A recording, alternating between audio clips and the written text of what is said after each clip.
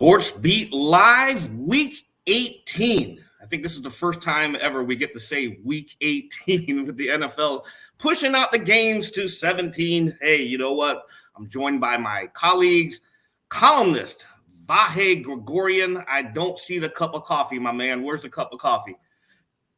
I got the Johnny Robinson Boys Home mug today going for your pleasure, Herbie. I almost wore a Penn football jersey after your discovery last week, but I thought I'd keep that to ourselves. Hey, I've always known that you were a Division I athlete, my man. Also joining us, my esteemed partner, Sam McDowell. Good morning, Sam. You're not wearing the all juice shirt. You didn't get the memo?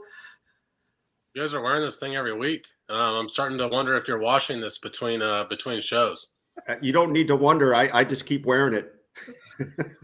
we send it, we mail it back and forth, to see if we fit each other's clothes. But you know what? All right, that was too much information. Gentlemen, the Broncos obviously get ready to play host to the Kansas City Chiefs. Last week, coming off of a loss. Before we look at the Broncos game, we got to look back at two specific plays that have come up a lot this week. Andy Reid said Tuesday, we're on to the Broncos. But unfortunately, there were two plays that continue to stand out in the 34-31 loss to the Cincinnati Bengals last weekend. Specifically, the 3rd and 27 play, and the other one, the freeway play that never materialized. Sam, let's start with you. 3rd and 27, I know you've written about it a couple times already this week because it does keep coming up. Walk us through what happened on that 3rd and 27 play against the Bengals, please. Well, I mean, it's the biggest play of the game in terms of the impact on the game. So, it's the conversion with, 3.5 minutes left to Jamar Chase on Charvarius Ward, one-on-one down the sideline. And there's a question about whether or not Charvarius Ward should have been left one-on-one against a guy that had already had 250 yards on him by that point. And the reason he was one-on-one is the Chiefs brought an all-out blitz. So we've asked Steve Spagnuolo about it. To his credit, whether you agree with his decision or not, he explained why he arrived at that decision, and it was, they were at the 41-yard line. It was 3rd down 27. If we force an incomplete pass here, they're going to have to punt, and they're going to wind up with 0. But unfortunately for the Chiefs, Joe Burrow wasn't thinking about just getting in field goal range either. He was actually quoted after the game as saying, "We know who's on the other sideline," referring to Patrick Mahomes. "We can't settle for 3. We've got to get 7. So that call of the all-out blitz played into the Bengals' hand because they were left with one-on-one coverage with their stud on the outside, and it resulted in a first down that set up the game-winning field goal and left the Chiefs with no time to match. Vahe, I know you wrote a column on this game, on that play after the game. And Sam just articulated exactly what occurred there. From a columnist point of view, what did that play do to the Chiefs' psyche? Well, look, first of all, I don't remember and it's probably happened, but a few years ago, this is maybe the most hindsight heavy kind of week I can recall since Andy Reid's been here. Just the feeling of so many things that could have been done differently that would have quite possibly anyway, led to winning the game. So the 3rd and 27 is right at the core of that. I think that you can make a case that there were many different reasons they lost this game, right? There were many different reasons they lost this game, but the one play that really it pivoted on in a lot of ways was that play, simply because it was controllable in their approach, and they even the ramifications of giving up 20 yards there are that you give up a field goal at worst case scenario. So I just think it was a really an important miscalculation. And I think one of the reasons we're talking about it is not only how it affected them in terms of their seeding, but what it says about their ability to adjust on the fly after so many things have been going so well these last couple of months. So it it just for their sake, for both the coaching staff and the players, I hope it's a bit of a wake-up call. Yeah, and they needed a wake-up call. And you mentioned adjusting on the fly. And I'm going to pose this question to both of you. How surprising was it, given the game that Jamar Chase was having, that they continued to lock up Jamar Chase one-on-one?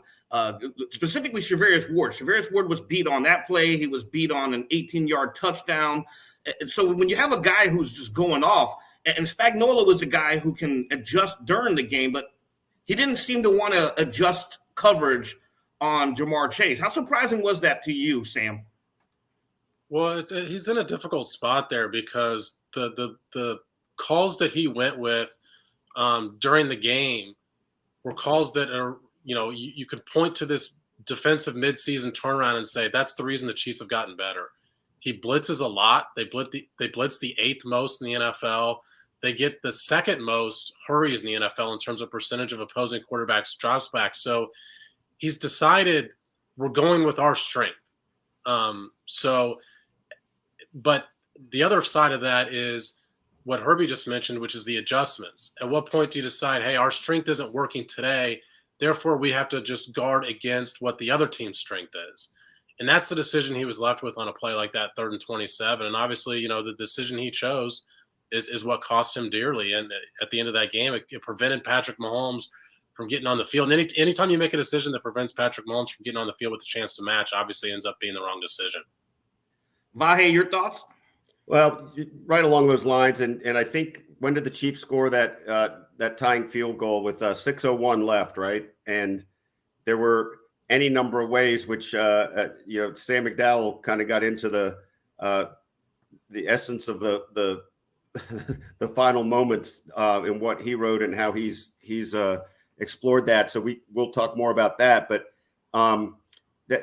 that's the crux of this whole thing that was so distressing about the last 6 minutes. The Chiefs played as if they had some journeyman quarterback, and they were going to be desperate if they were down 3 points with 3 minutes left. And that's not the situation. You have Patrick Mahomes and some pretty good receivers and 3 timeouts. I think they didn't play as if they were the complementary team that we've seen them come to be. They didn't seem to be thinking about all gears engaging together. That's a great point, Vi, because the communication between usually what we see on offense is the communication between series, and usually that includes Eric Bieniemy, it includes Andy Reid, and they get some input from other guys upstairs about, hey, what are we thinking on this next series? And then there's constant communication for the same way with the defense, with Steve Spagnuolo and his defensive assistant coaches. In this case, you need the offense and the defensive guys talking together. And ultimately, of course, that's on Andy Reid. I mean, he's the one in charge of it all. But it has to factor in your defensive call that you've got Patrick Mahomes on the sideline. And holding him to 0 points is not the objective there. Getting 3 points out of that drive and just asking Patrick Mahomes to go get 3 with plenty of time left by that, I guarantee you the Bengals didn't want the ball back in Patrick Mahomes' hands down 3 with 3 minutes left, especially when a touchdown wins the game at that point. So it's just, I thought that Andy Reid is as prepared as they come. I did not think that looked like his most prepared moment at the end of that game. And Sam, you bring up a phenomenal point about the Bengals probably not wanting Mahomes to have the ball in his hands, because that 3rd and 27 play obviously set up the game-winning score. And this leads us to the freeway. Bengals are now down inside the 10-yard line. The clock is ticking. At what point should the Chiefs have said, okay, we got to let these guys score? There's not a lot of time left on the clock. We got 3 timeouts. Let them score so we can get the ball back in Mahomes' hand. But, of course, they allowed them to convert a first down, and then the penalty in the end zone against, I think that was L'Jarius Sneed, illegal hands to the face, and the Bengals are able to run the clock out. But when at that point should they have allowed them to score? Let's start with you, Vahe. Well, first of all, I want to make one suggestion. I was really pleased that Anthony Hitchens told us the name of the play was Freeway, but I think they need to have a little bit of an evolution and call it the Audubon or something, where they're actually pulling guys into the end zone. because it was a different sort of battle of wills there, right? I mean, the notion that the Bengals were going to keep trying to milk it, and that the Chiefs got themselves more and more helpless as it went. You know, the way I keep thinking about the penalties. And it is, again, to use Sam Mellinger's favorite term, it is the ballot of the loser. But there was a clear flinch on one play. There were so many things that happened in, was it 8 plays from inside the 2? Sam, I think you dug into it more precisely than I did. I just think that it was a sequence that the Chiefs just didn't manage properly, is the best way I can put it. Yeah, they ran the last 7 plays from the 1 yard line when you include the kneel downs. So there's a few options here. You know, the Bengals get I think part of the thought process in the 3rd and 27 blitz, because these are more related than I think people think they are, is if you get beat on that, typically that's going to wind up being a touchdown. You know, the Chiefs, I hate to say caught a bad break, but I guess I should say an unusual break, and that play was a first down but not a touchdown. So now the Bengals have an opportunity to burn more time off the clock. Even more odd is that it's a first down but not inside the 10-yard line. So now they're a situation where they can still gain a first down without getting the touchdown, and now there's another 3 plays that they're able to take off the clock and eat up Chiefs timeouts and time. And so I think you've got an opportunity there.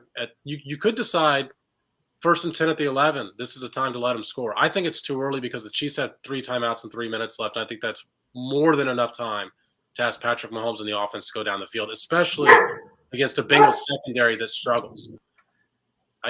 Was that Ralph that disagreed with me there, Bob?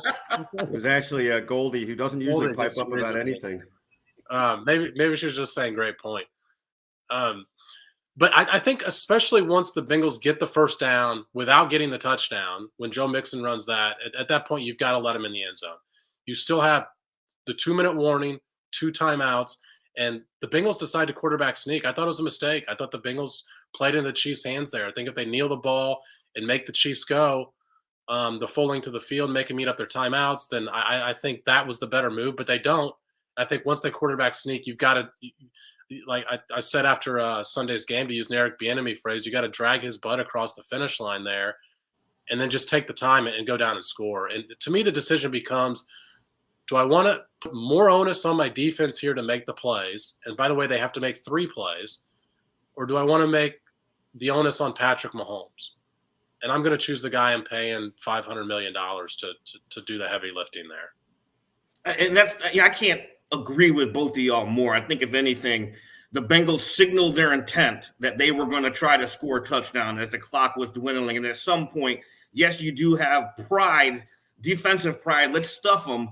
But the call should have been, that freeway call, I think, should have went to Anthony Hitchens a lot sooner than it did, because that loss combined with the Titans win seemed to change everything going into this final weekend. Now we got 2 11-5 teams, and this transitions to Denver.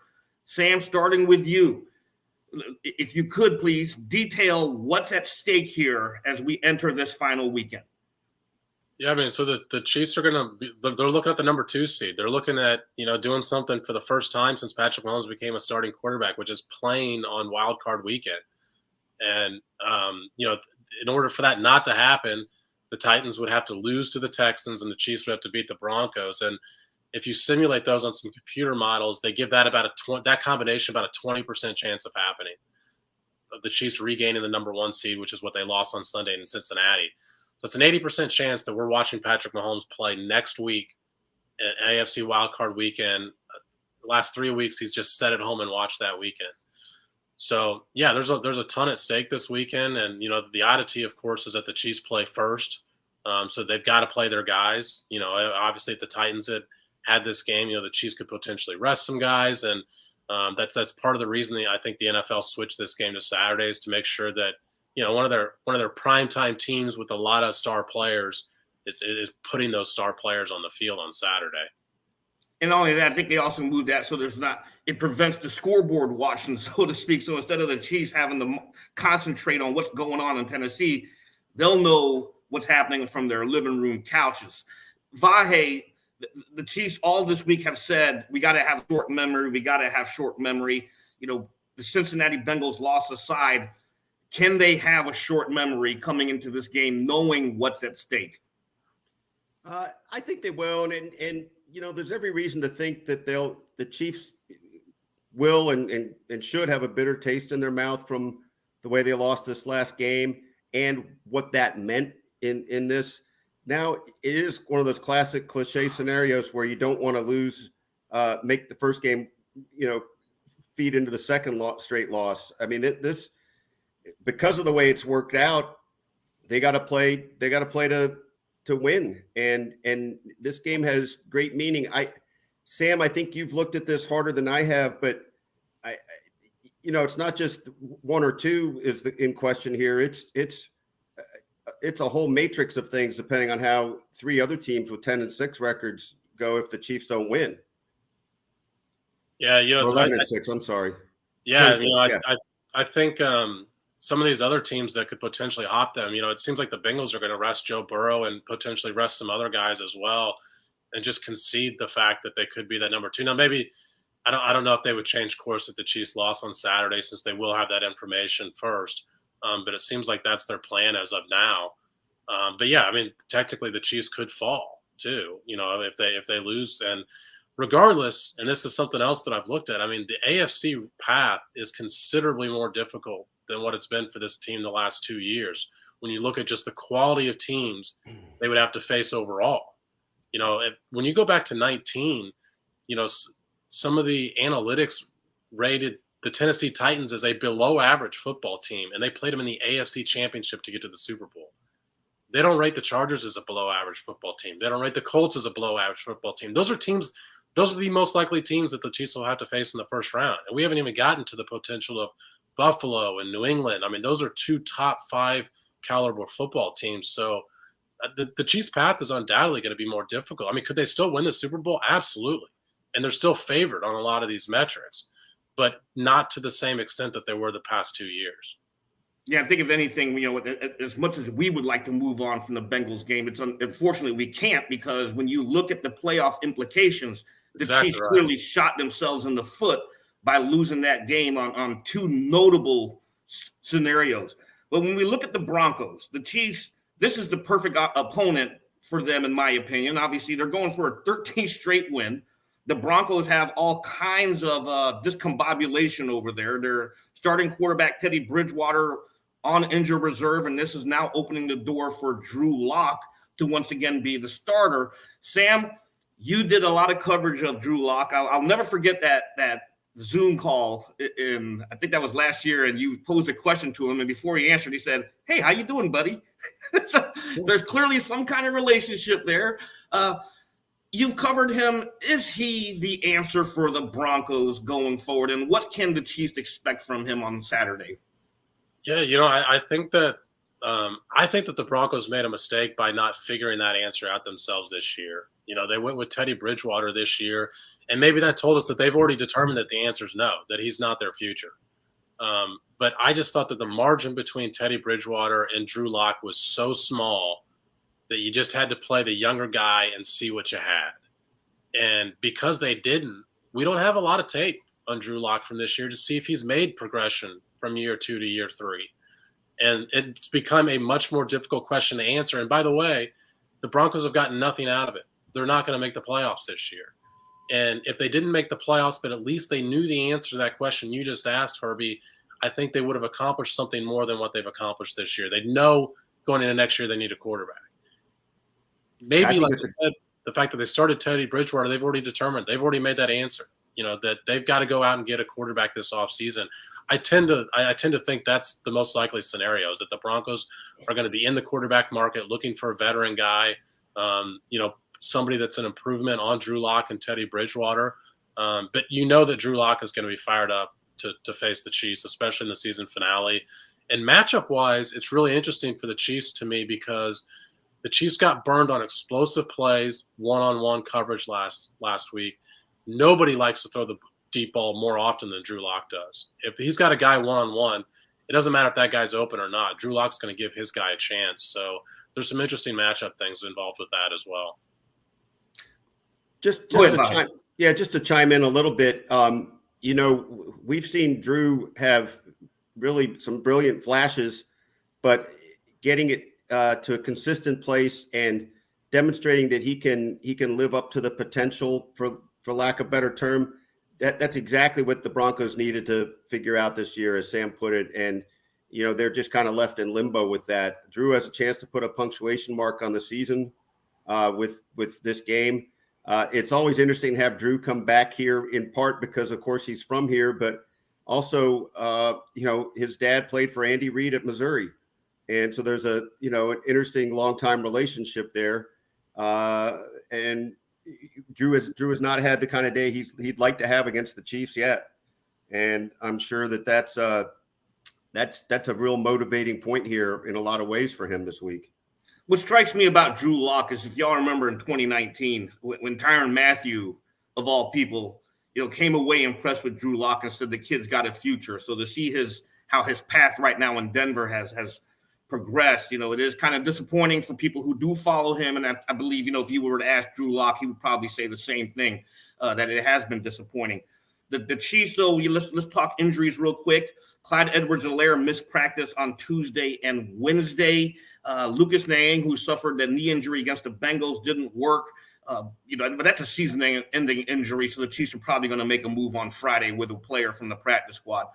Sam, if Edwards-Helaire does not play, or do you think he will play? Because Andy Reid said, hey, there's a chance. He said that on Tuesday, but 2 straight missed practices. What do you think they're going to do with Edwards-Helaire?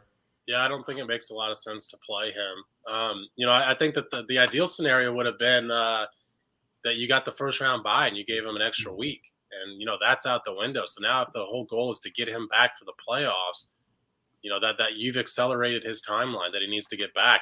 I still think in order for him to play in the first round, you'd like to see him out there in some capacity today. Now we'll see. Maybe they're, we know he's doing work behind the scenes, right? Even if he's not on the practice field. So, but Eric Bieniemy said that Darrell Williams had his best game. And Harvey, I should kick it back to you because you asked Darrell Williams a couple questions. The Chiefs are pretty high on what he's been bringing to them lately. Yeah, Williams has the opportunity right now going into this game to set a career mark with 1,000 total yards in the season. He's never done it. 4th year in the league, just needs 37 yards, just 37 yards, and then he'll be fine. Well, when you look at him as well as Derek Gore, Vahe, do we believe that the Chiefs should rest Edwards-Helaire for the playoffs? I think the prime directive here is be ready for your first playoff game as much as you can be. And I think that means you gotta sit Clyde again. I mean, we don't know his full condition, right? But I think the Chiefs have shown us a tendency to err on the side of caution. One of these days, I'm going to get out some kind of matrix for an Andy Reid decoder on what comes to pass when he says things like, what was the phrasing that he used about he's got a chance about Clyde? Yeah. I think, at least in my mind, that usually means ain't going to happen. But I can't swear to that. And I think we could have some fun putting that together. Sam McDowell, you're the best man for that. Why don't you get on it? Well, the good news is he didn't use the phrase day to day, because if he had used day to day, he's out for the rest of the year. I think we all will agree on that. Especially if he said literally day to day. That's a day to day thing. Okay, Coach, we won't see him until the end of the year. Hey, as we get ready to wrap this up here, let's go with some predictions here. Sam, I know you do your predictions, but Vahe, Broncos 7-9 at Empower Field at Mile High. That's a tongue twister to me. What's your projection? What's the X factor in this game for the Chiefs to come out with a win? I think they'll have the offensive juice they need.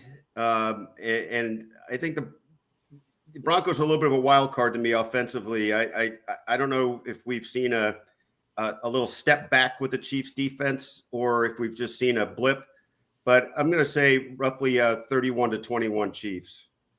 Sam? Yeah, I think the Broncos are a wild card overall because I think it's pretty well known within that locker room that it's probably Vic Fangio's last game.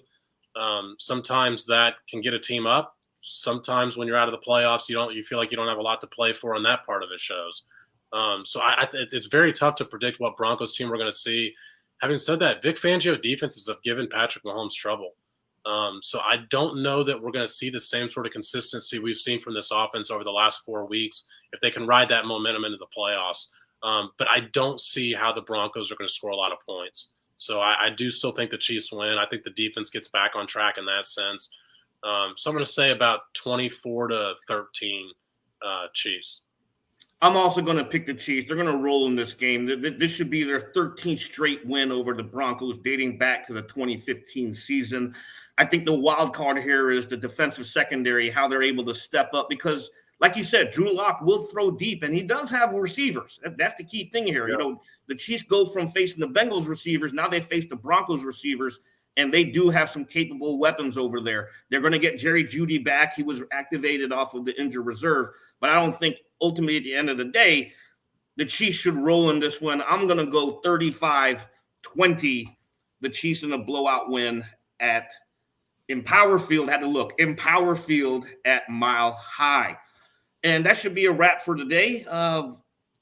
For Sam McDowell, Vahe Gregorian, and producer Todd in the background, I'm Herbie Teope. Thanks for watching, and we will see you Saturday, not Sunday, Saturday after the game.